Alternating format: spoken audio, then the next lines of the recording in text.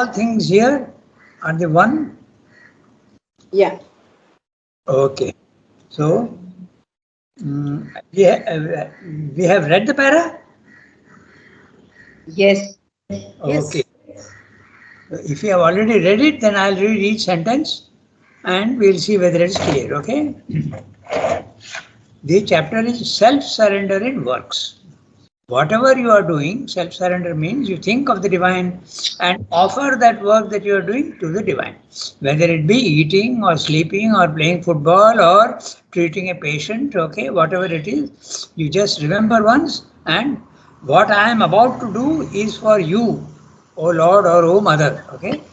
That's self-surrender works. So now I am reading the sentences.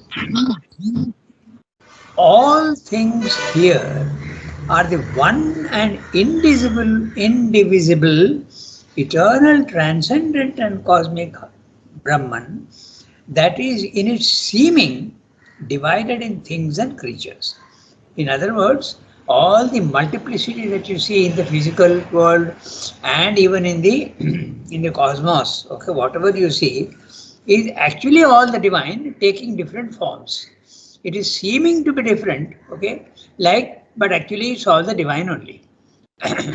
Again, we come back to that famous example of the water vapor, ice, okay, it's all same essentially, but taking different forms. So whatever you see, they are all essentially the Brahman. It can be the transcendent Brahman, it can be the cosmic Brahman, and it can also be the physical objects. That also is all Brahman, sort of condensed into forms. So that's clear. And it is seeming. It is divided seemingly. It is not really divided. Okay. All right. Then after that, we go to the next one. In seeming only, Sri Aurobindo says, for in truth, it is always one and equal in all things and creatures, and the division is only a phenomenon of the surface. The phenomenon of the surface, you can give many examples. In troubled waters, the moon will appear to be many. Okay, so wherever there is movement, the one seems to become the many. So that's what he's saying. In the movement, the nature of the physical world is movement. Okay, the nature of the spirit is no movement at all, immutability, and this is mutability. So when there is movement, the each thing seems to be separate, like as I told you, the moon reflected in troubled waters. It's exactly that. It's a surface phenomenon. Division is only a phenomenon of the surface. The word phenomenon is any event in the physical world which is a starting point and an ending point. That's a phenomenon. Okay? You can apply that to anything. Okay? Everything has a starting point and an ending point. After that, it disappears. So that's a phenomenon. So it's only a phenomenon of the surface. As long as we live in the ignorant seeming, now we are adding another word, ignorant, because we are not seeing the reality. We are seeing only the multiplicity, which is ignorant. It's not the reality. As long as we live in the ignorant seeming, we are the ego and the subject and are subject to the modes of nature. The modes of nature are sattva, rajas, tamas, corresponding to the matter, the life, and the mind. Okay, so matter is, the principle of matter is stability, no unwillingness to change. Okay, and that becomes the tamas, darkness and no movement, unwillingness. Also darkness means ignorance, okay, and no understanding of things. That is the tamas. But it's also got a very important function because it assures the stability of forms in the physical world. If that is not there, it will be very difficult to deal with things in the physical world. It goes on changing, you don't know to whom you are talking even. Okay, so tamas is very necessary, but it's at the lowest level. It ensures stability. Then rajas is the opposite of tamas.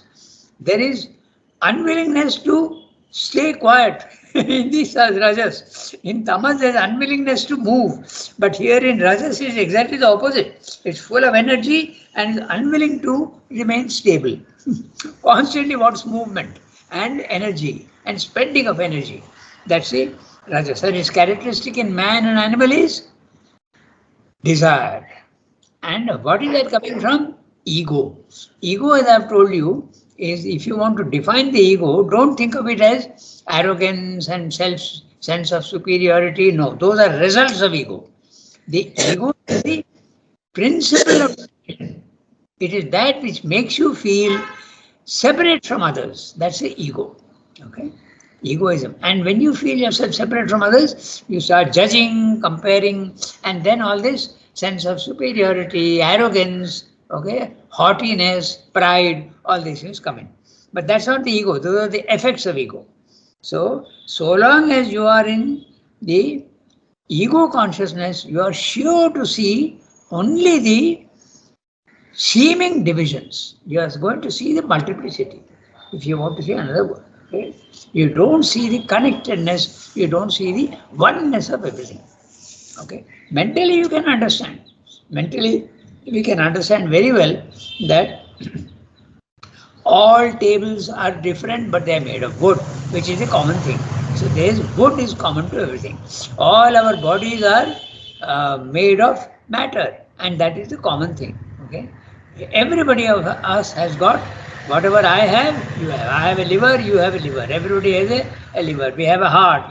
So there is a huge amount of commonness, but that's only a mental understanding. That's not enough. You have to actually see the oneness. You see the oneness of things. That happens only when you have got rid of your ego. And ego means you are stuck in the body-mind life. Your soul is prisoner of the body-mind life, and it is subject to the body, mind and life, therefore it is subject to sattva, rajas, tamas. Okay? So, then when you are there, you are also subject to dualities. These dualities also we have discussed one day. Okay? And duality means everything in the physical world, there is an equal and opposite thing which is equally valid in the physical world. Okay? If there is movement, there is stability, apparent stability. If there is love, there is hatred. If there is generosity, there is miserliness. Okay?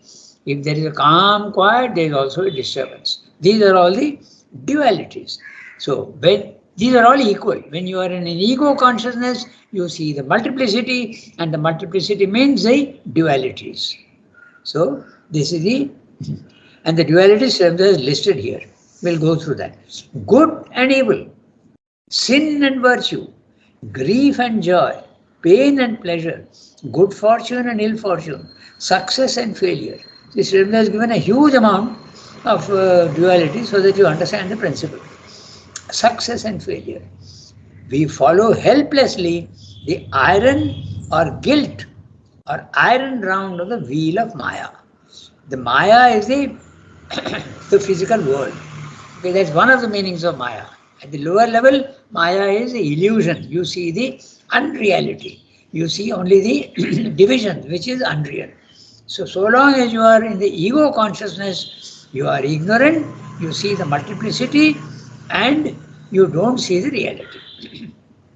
At best, we have only the poor relative freedom, which by us is ignorantly called free will. We feel that we are free, actually there is no freedom at all. It is body, mind, life that is controlling you. You are not controlling body, mind, life at all. You feel that you are controlling, okay, I can do what I want with my body, I can do what I want, maybe a little less with my vital, okay, but the mind is very difficult to control, but you feel that I am capable of thinking. Actually, you are not thinking. The thoughts are occurring in you because of nature. Nature is making you, nature is pushing thoughts into your mind, nature is pushing emotions and vibrations and sensations from outside into you, and the body also is being subjected to impacts from the outside world, and you are also impacting with the outside world.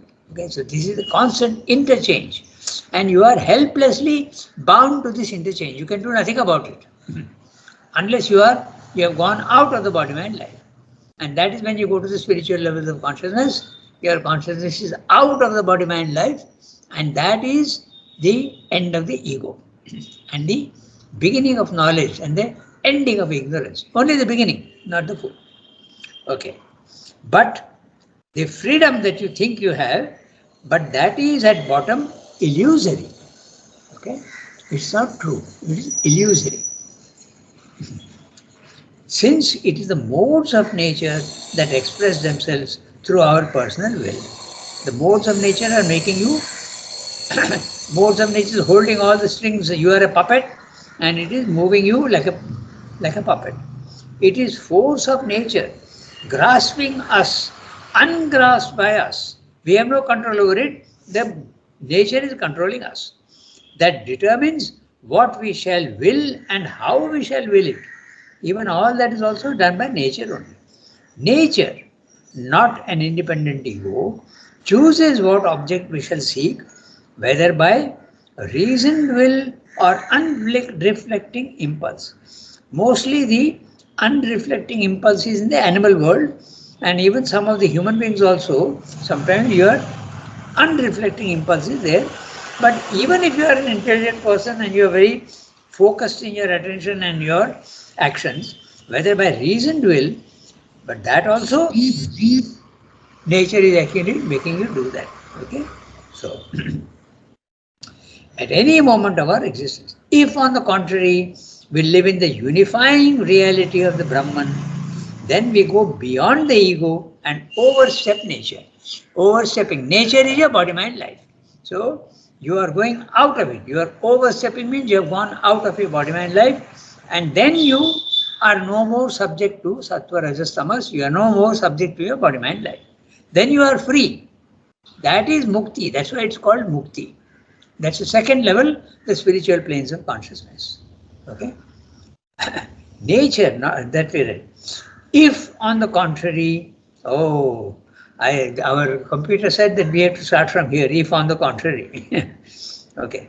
If on the contrary, we live in the unifying reality of Brahman, then we go beyond the ego and overstep nature. For then we get back to our true self. The true self is not our body, mind, life, but it is the self and the psychic being. The psychic being is the representative of the self in the body, okay, like an ambassador, and the self is universal and vast and not limited. It is not individual. The self is not individual. The psychic being is individual, but the self is not individual. It can be experienced first as individual, but as soon as you realize yourself, you feel that, array, it's also the soul of everybody else. Okay? So that's the self. Then we get back to our true self and become the spirit. In the spirit, we are above the impulsion of nature, superior to her modes and forces. The modes are sattva, rajas, tamas, and they are all forces. Attaining to a perfect equality in the soul, mind and heart. Okay, we have not spoken about the body because the body is the most difficult. Okay, we realize our true self of oneness, one with all beings, one too with that which expresses itself in them and in all that we see and experience. So you not only feel yourself one with everybody else, but also that which is there hiding behind in everybody, that also you start seeing the divinity in everybody. This equality and this oneness are the indispensable twin foundation you must lay down for a divine being, a divine consciousness, a divine action. Okay. So this is the equality and oneness. Okay. We have discussed this also because right in the beginning, previous para, he says that equality and oneness are the key principles of as the Gita says. So equality and oneness, we have discussed that. The oneness is you see the connectedness of everybody and you see that there is really no difference. All the multiplicity is in only an image, and the divine presence is there everywhere. That's the oneness. And equality means you are not subject to the dualities. If there is success, you feel happy. If there is failure, you feel unhappy. If there is pain, you feel unhappy. If there is pleasure, you feel happy. But no, when you are in the self, neither happy nor unhappy. But there's a calm, quiet happiness. But the happiness is not a strong emotion. It's a very vast calmness. Okay? That's what you feel. That's what Sridhar is saying. That one with so equality and oneness are the indispensable twin foundation we must lay down for a divine being, a divine consciousness, a divine action.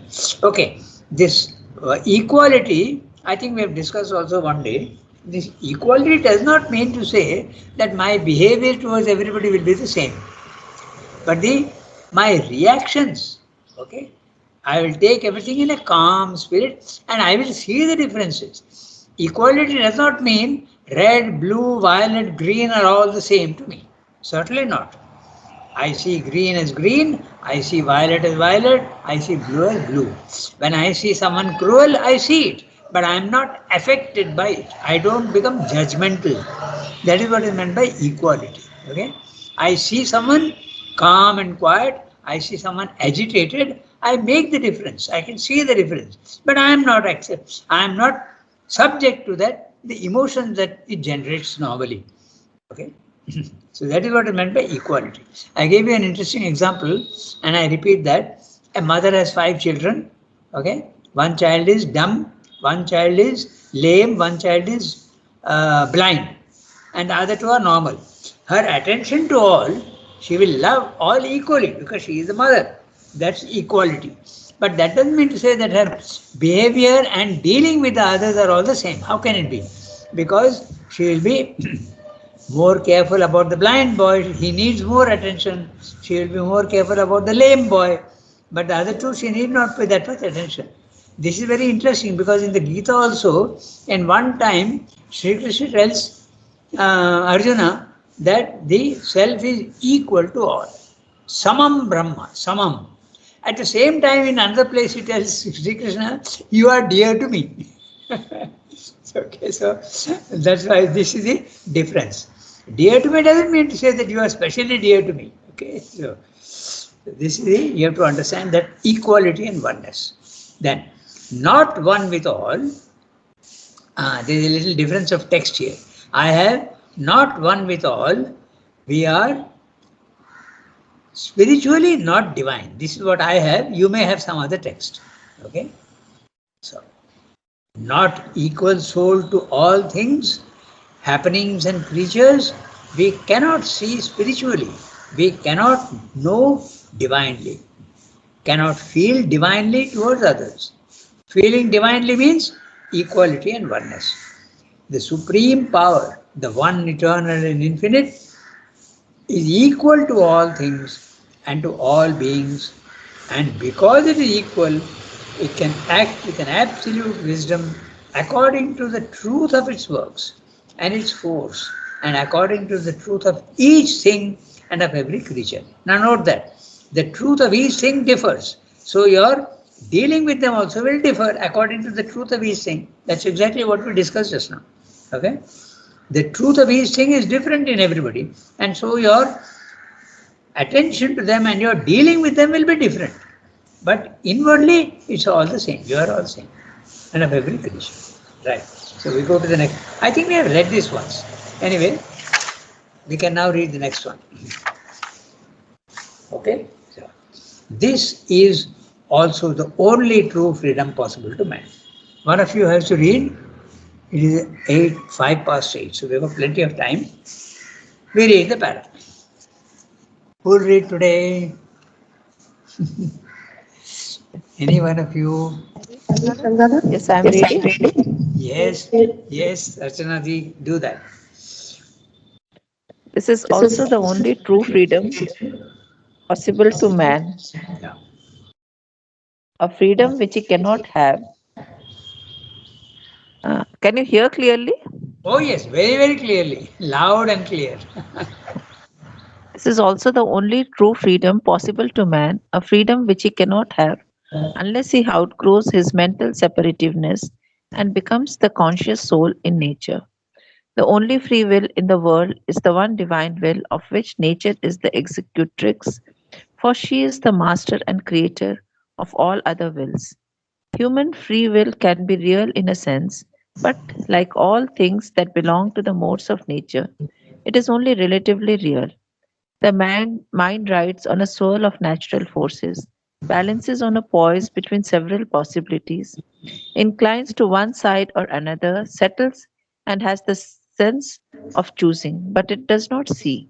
It is not even dimly aware of the that force behind that has determined its choice.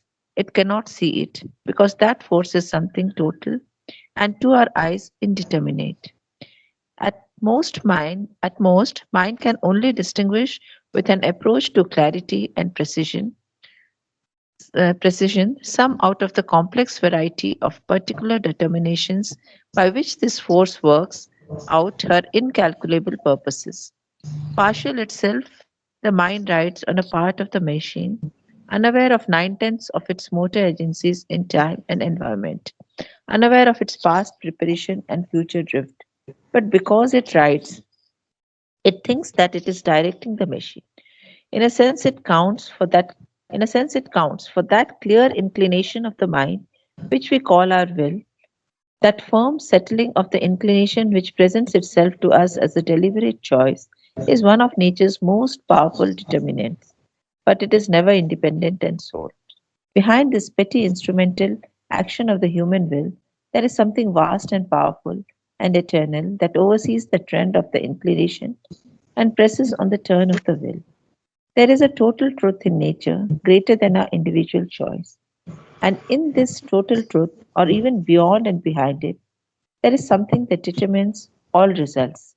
Its presence and secret knowledge keep up steadily in the process of nature a dynamic, almost automatic perception of the right relations, the varying or persistent necessities, the inevitable steps of the movement.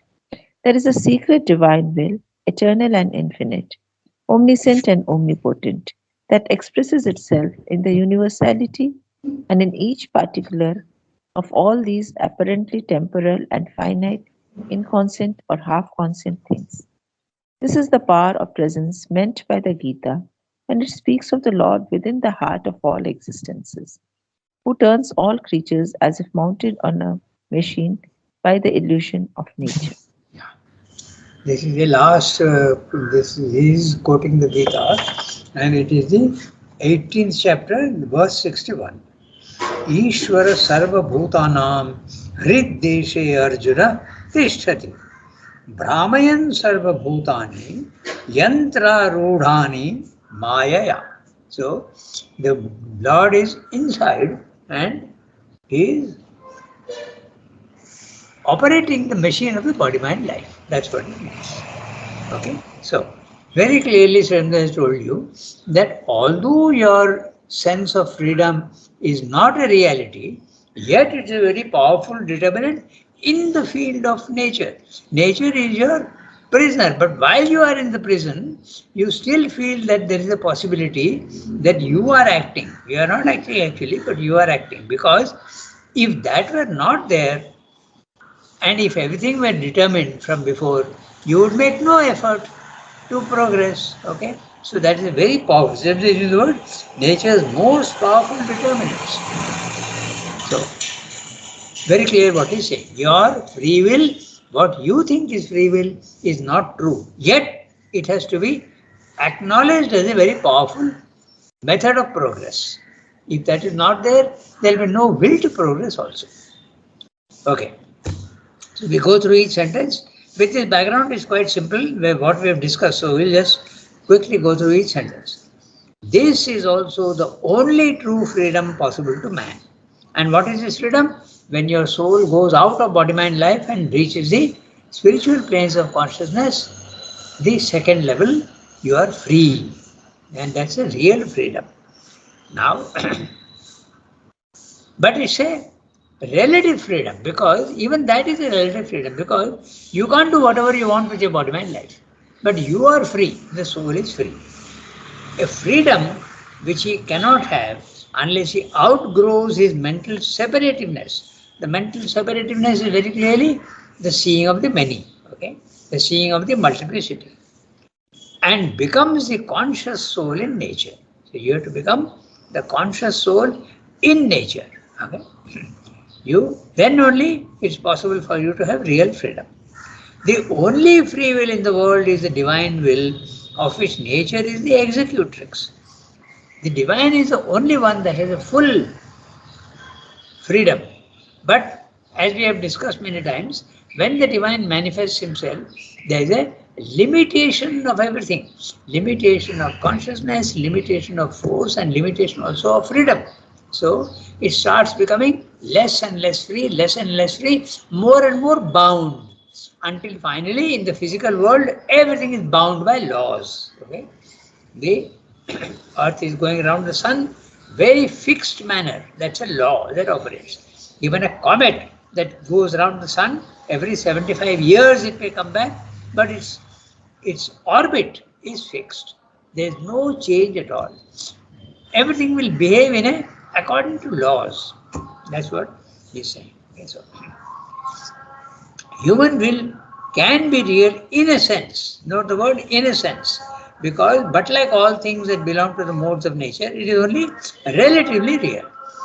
Even at the overmind level, the freedom is already restricted. And as it keeps coming down more and more, the freedom gets more and more restricted, and your ignorance goes on increasing. Until finally, at our level, our ignorance is almost total and our freedom is almost nil. But we don't realize that. The mind rides on a swirl of natural forces. All the thoughts that occur, okay, all the forces, the emotions that are there, they all they enter into you, and you are also exporting your own thoughts and your emotions. You are exporting. There is constant interchange between the universe and you. Balances and a poise between several possibilities, inclines to one side or another. When you are thinking of a decision, that's exactly what Swami is describing. You think that you have decided something. Oh, I had 2, 3 choices, but I have decided this by my own free will. No, even that choice is determined only by nature. That's what he's telling you. Okay? Balances on a poise between several possibilities, inclines to one side or another, settles and has the sense of choosing. But it does not see, it is not even dimly aware of the force behind that has determined its choice. We don't even know who is controlling us. Just like the puppet does not know that it is being controlled by the one who is holding the strings. Okay? So it cannot see it because that force is something total and to our eyes indeterminate. Indeterminate without features, without you can't recognize it. At most, mind can only distinguish with an approach to clarity and precision some of the complex variety of particular determinations by which this force works out her incalculable purposes. That is exactly what science also is. What he is describing applies to science and also to our own individual decision-making process. Some things we see and we feel that we have seen everything. Okay? But the more you advance in knowledge, the more you feel that there are more and more determinants. A good example of this is the weather. Okay, in the beginning we did not even know that tomorrow or day after tomorrow a storm is going to hit Pondicherry or a tsunami is coming. Okay, but now with the increase of knowledge we know that the temperature of the sea is important, the pressure of the wind is important, the how it is going. There are so many other factors. Okay, there is the inclination of the earth that is there. So now we know that meteorology has got 14 determinants. Maybe tomorrow there will be even more. But your knowledge increases more and more. But in the beginning, it is only some, not all. Okay. So, but when you go to the spiritual planes of consciousness, you see 10 times more than you are seeing now. That's why your decision is more likely to be correct. Okay. So that's what it is. At most, mind can only distinguish with an approach to clarity and precision some of the complex variety of particular determination, particular events and particular forces, by which this force works out her incalculable purposes. Incalculable to us, not very, very calculable to herself. Partial itself, the mind rides on a part of the machine, unaware of 9/10 of its motor agencies in time and environment. So, not only in time but also environment. So, instead of saying time and space, He's saying time and environment. He's very descriptive. Unaware of its past preparation and future drift. This is very interesting because what he's talking about is the law of causality and karma. What you have done in the past affects your present. Okay? The law of karma operates not only in the human beings but to everything in the physical world. Even the past history of a nation, okay, that also there is a law of karma. Don't think that the law of karma does not apply to nations. Okay, it's very interesting. I just give you one example and you think about it. The European powers, okay, they terrorized the whole world and colonized the whole world and made them suffer. Okay, now this suffering will come back on them. Okay, you are seeing that there is a mixture and all of these refugees are going in and they don't know how to deal with them. Also the terrorism that is there. So there is always a karmic recoil at everywhere. What your past, past determines the present. Yes, tell me. In the inanimate things also the karma works. Speak a little slowly. In Repeat the question. inanimate, like the stone or the animals, does the karma work? Oh yes, absolutely. Because what is karma? Law of causality. Okay. In the physical world, why only animals? Even the physical world, the laws of physics is nothing but karma. Okay. The future, the past determines your present, and the present action will determine your future action. That's a law of causality. It does operate, yes. Only when you are out of the body mind life, the law of causality does not apply to the soul, but it continues to apply to the body. Okay? Yeah. So that is the law of causality. It thinks it is directed in machine. So unaware of its past preparation and future drift. The words past preparation and future drift is very clearly is talking of the law of karma. Okay. We call it the law of karma. In the West, they call it the law of causality. Okay. The chain that is very rigidly fixed in the physical world.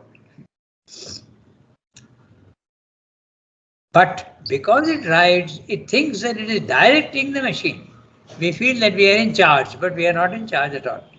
In a sense, it counts for that clear inclination of the mind which we call our will, that firm settling of the inclination which presents itself to us as a deliberate choice, is one of nature's most powerful determinants.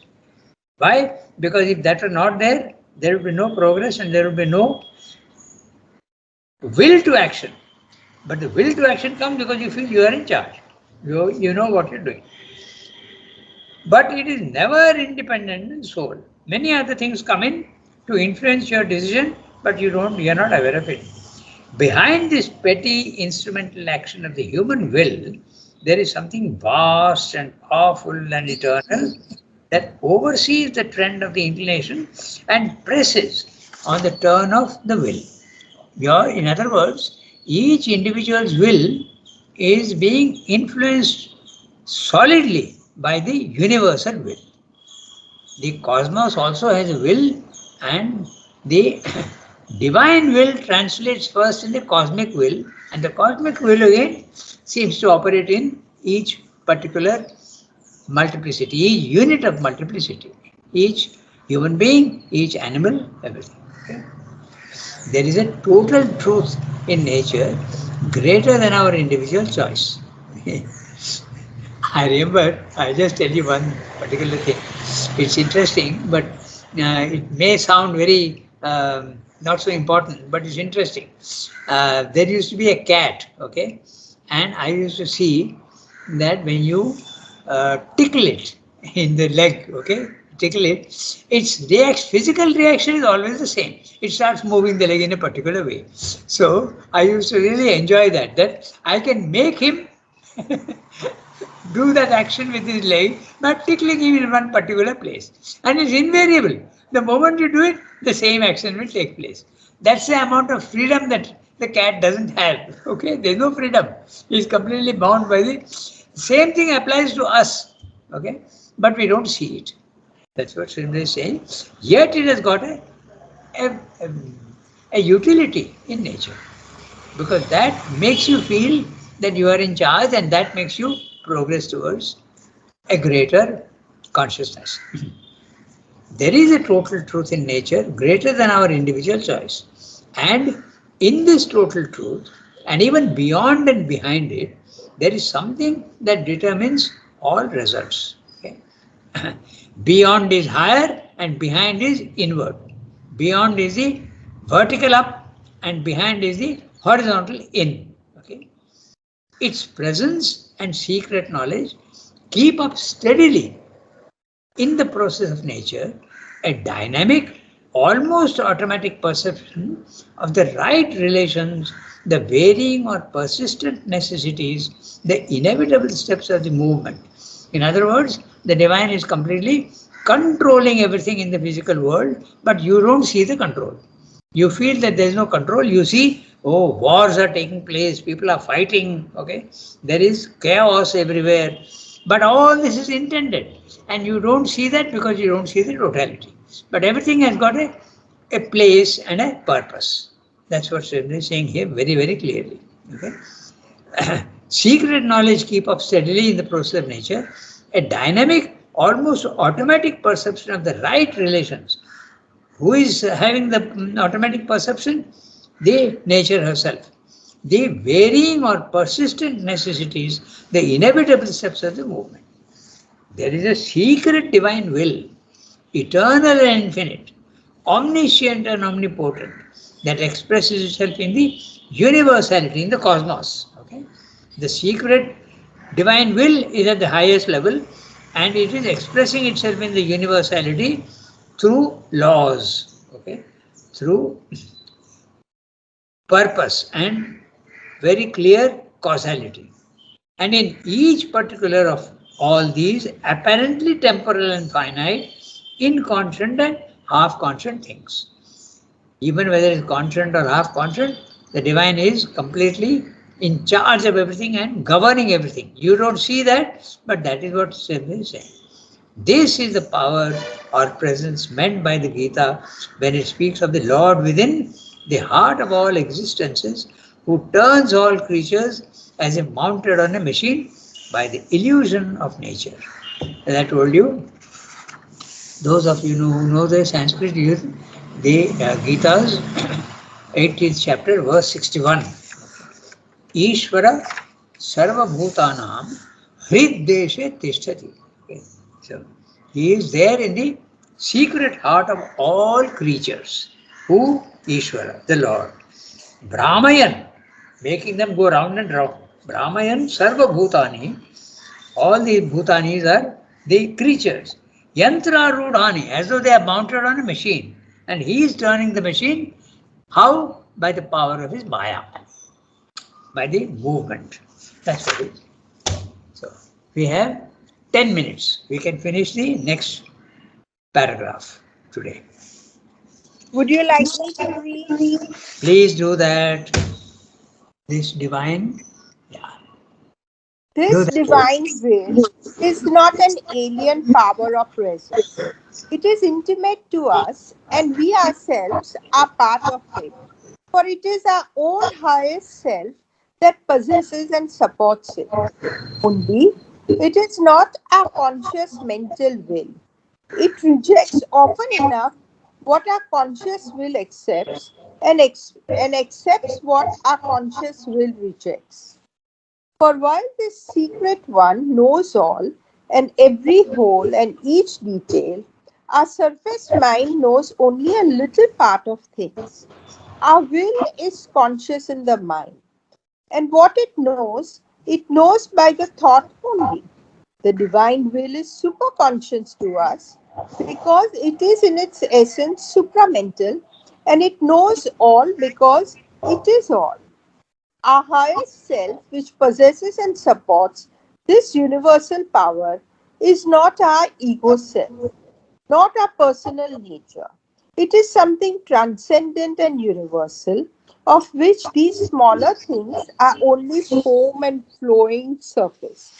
If we surrender our conscious will and allow it to be made one with the will of the eternal. Then, and then only shall we attain to a true freedom, living in the divine liberty. We shall no longer cling to this shackled so-called freedom, free will. A puppet freedom, ignorant, illusory, relative, bound to the error of its own inadequate vital motives and mental figures. So a relatively small para and very interesting. But the summary of the para you can put it in this way. When you think that you are really free, you are a slave to nature. And when you become a slave to the divine, then you are really free. It's an interesting way of putting it, but that's exactly the thing. Because the only freedom that is available is to the Brahman, to the divine. He is the only one that decides everything freely. And if you surrender to him and identify yourself with him, okay, then he is acting through you. But now the you and the him are the same. So you feel that you are acting because identity becomes possible. You become the divine. It sounds very funny, but that is exactly because the divine is deciding, you are deciding through the divine. Okay, that's the only freedom possible when you are a slave to the divine. When you surrender to the divine, it's a oxymoronic situation, but that's exactly the truth. Okay, I find it very interesting. You can put it that way. That so long as you think you are free, you are not. You are really a slave. Slave to whom? To nature. And when you surrender to the divine fully, that also has got gradations. Okay, not it doesn't come immediately because surrender to the divine means what? At the highest level, then there is total freedom. Otherwise, there is a limited freedom. Okay, so quickly we'll go through. We have 6 minutes. This divine will is not an alien power of presence. This is a very important statement. You are yourself. In you, the divine is there. So it's not something that you have to get from outside. It is something that you have to discover within yourself. That's what he's saying. It's an important statement. We may think of it as very bland, okay? This will is not an alien will. This will is not an alien power of presence, but it is part of you. So it's not that difficult to get. It is difficult, but not impossible. It is intimate to us, and we ourselves are part of it. We are part of it, remember, okay? Because the divine will is infinite, and you are a part of the divine will. So you are only a part of it. But that part is enough to, if you identify it, then you become free. For it is our highest self that possesses and supports it. Only it is not our conscious mental will. It's not your will, but the divine will. Okay? The will of the self and the will of the psychic being, not your mental will. It rejects often what our conscious will accepts and accepts what our conscious will rejects. The real divine will not always act in complete harmony and conformity with your own will. Okay, you may want to do something, but the divine has got other plans for you. Okay, a very, very prominent and a wonderful example is Sri Aurobindo wanted freedom for India and he was fighting for India's freedom. The divine said, no, you go elsewhere, go to Pondicherry and do my other more important work, do the supramental work. Okay, this freedom movement will be taken care of by others. I have something more important for you. Okay, so this is it. So, and sometimes what you feel is right, the divine will reject. And what you feel is wrong, the divine will insist and you can do that. Okay, so that's the interesting part. I gave you another example also once. Okay, Kameshwar, he was in charge of the servants. Okay, and one day he was invited by a Frenchman. Okay, and the Frenchman offered him dinner, and in the dinner he offered him liquor. And naturally he didn't drink the liquor. He said, no, I don't drink. So when he came to mother, he thought it's a very wonderful thing. I will tell mother how I resisted the temptation to drink. And he told mother, he offered me wine, but I did not drink it, expecting to be praised. So, but the divine is rejecting what he thinks is the right thing to do. Okay, and the mother told him, "What? You refused a Frenchman his offer of a little bit of a liquor to you? You should not have done that." In other words, again we come back to that famous example of it's the attitude inside which matters, not the outer action. The outer action is not as important. It is important, but not as important as the inner attitude. Okay, so let's see one other thing. For while the secret one knows all and every hole and each detail, our surface mind knows only a little part of things. Our will is conscious in the mind, and what it knows by the thought only, not by the spiritual knowledge, but thought. The divine will is super conscious to us because it is in its essence supramental. The word supramental here is very clearly supramental, above the mind, okay? Not the usual supramental. You can see the context. And it knows all because it is all. Our highest self, which possesses and supports this universal power, is not our ego self. The ego is the one that binds you down at the lowest level. Not our personal nature. Personal nature, body, mind, life.